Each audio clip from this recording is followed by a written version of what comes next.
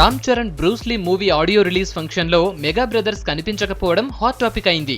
ఎప్పుడు ముందుండే నాగబాబు ఈసారి రాలేదు. పవర్ స్టార్ కూడా ఎప్పట్లాగే డుమ్మా కొట్టారు. వీళ్ళిద్దరూ సరే, తమ్ముడు వరుణ్ తేజ్, మెగా హీరోయిన్ నిహారిక సైతం ఫంక్షన్ కు రాలేదు. ఫంక్షన్ ఏదైనా మెగా ఫ్యామిలీలో ఎవరు కనిపించినా పవర్ స్టార్ అనే స్లోగన్స్ కామన్. అయితే ఈసారి అటువంటివేమీ వినిపించను లేదు. అల్లు ఫ్యామిలీ నుంచి ఒక్క అరవింద్ తప్పితే అర్జున్, శిరీష్ కూడా రాకపోవడం ఏంటనే డౌట్స్ రేజ్ అవుతున్నాయి. పవన్ వస్తున్నాడా లేదా అనేది చర్చ కాకపోయినా ఫంక్షన్ దగ్గర welcome to power star Pawan Kalyan from Bruce Lee team పేరుతో బ్యానర్ ప్రత్యక్షమైంది.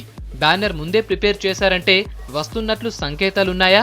చివరి నిమిషంలో పవన్ డుమ్మా కొట్టాడా ఏంటి అని మెగా ఫ్యాన్స్ లో చర్చ జరుగుతోంది.